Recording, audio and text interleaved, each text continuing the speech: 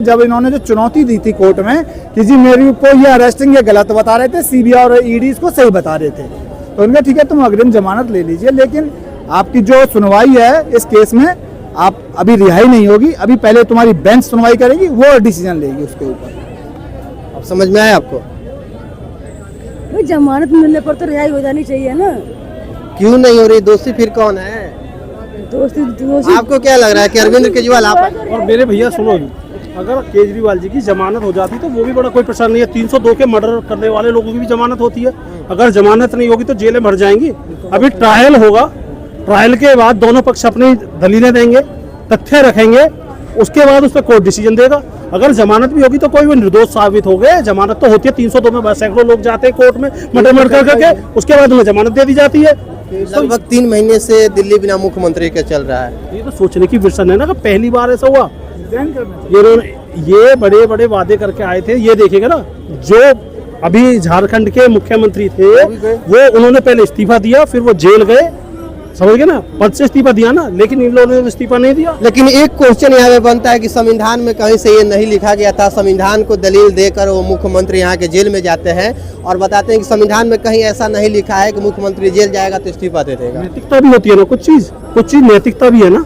जिस सीट पर बैठे हो, जिस चीज का हम फॉलो कर रहे हैं, आज हमारे माँ बाप ने बहुत चीजें हमें सीख दी है, उनका सब लोग पालन करते आते हैं, तो वो कोई ना कोई एक दिशा निर्देशन होता है, एक गाइडेंस होता है। एक उस पद पर बैठे हुए व्यक्ति की एक जिम्मेदारी होती है कि मैं इस पद पर हूँ, कल मेरी निष्पक्ष जांच नहीं हो पाएगी, पुलिस दबाव में रहेगी, कोर्ट दबाव में रहेगा, मतलब एक संवैधानिक पद होता है। और जब वो जेल में रहेगा तो वो रोज की फाइलों पे साइन करने होते हैं। कहीं ना कहीं अरविंद केजरीवाल सीधे तौर पर कहा जाए तो बाबा साहब भीमराव अम्बेडकर के जो पीठ ने संविधान लिखा था उसको चुनौती दे डाले हैं। दे रहे हैं इसमें कोई, जो लोग संविधान की ज्यादातर दुहाई देते हैं ना, चाहे वो कांग्रेस हो चाहे केजरीवाल हो, क्या आज तक संविधान में अमेंडमेंट नहीं हुए?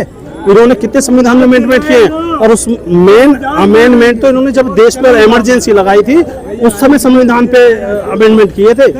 ये संविधान का उपयोग केवल अपने लिए करते हैं। जहां इनकी बात फंस जाएगी वहां सूट करता, वहां संविधान है। अभी ईवीएम ठीक हो गई, इस चुनाव में सबसे बड़ा काम ये हुआ कि ईवीएम ठीक हो गई। अगर ये by the way Modi ji की 300, 350, 400 सीट आ जाती तो ये ईवीएम का रोना हो रहा होता।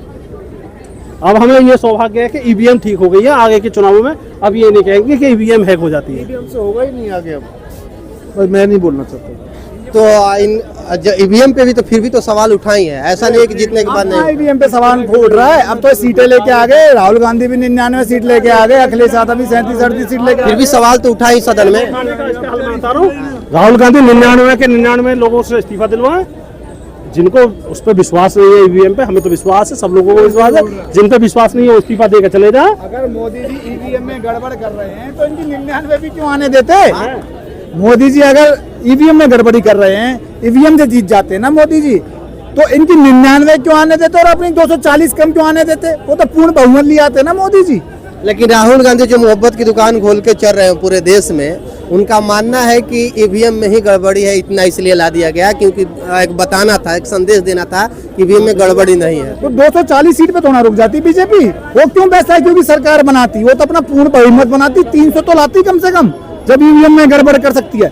जब उसके हाथ में है, जब उसके हाथ में है ईवीएम में गड़बड़ करना, वो गड़बड़ कर सकती है, वो अपने अनुरूप ईवीएम को ढाल सकती है। तो 300 क्यों 400 ले आती, विपक्ष को खत्म ही कर देती। फिर एक सवाल है, आरएसएस ने अभी नया ताजा बयान दिया है कि बढ़ते मुसलमानों की जनसंख्या कहीं ना कहीं देश के लिए खतरा है। नहीं, हम तो इस मैटर पे नहीं बोलेंगे इस तरह की, भाई उनकी खतरा है, लेकिन जनसंख्या जरूर एक समुदाय बढ़ रहा है या 2 समुदाय तो नहीं बोलेंगे। हम तो ये कहते हैं, आपका जनसंख्या नियंत्रण वाला बिल कहा ना, उसमें हिंदू ना मुसलमान। इस देश में सीमित क्षेत्रफल है, सीमित संसाधन है। आबादी अगर निरंतर बढ़ती रहेगी तो तुम्हें स्टेशन पे भी भीड़ दिखेगी, अस्पताल में भी भीड़ देगी, स्कूल में भी भीड़ देगी, क्राइम में भीड़ देखेगी, जेल में भी भीड़ देगी। इसका सर्वमान्य हल केवल ये है कि ना जाति ना धर्म, केवल जनसंख्या नियंत्रण कानून कठोरता से पालन होना चाहिए। और केवल ये इस देश में नहीं है, आप चाइना में भी है, सब जगह है ना।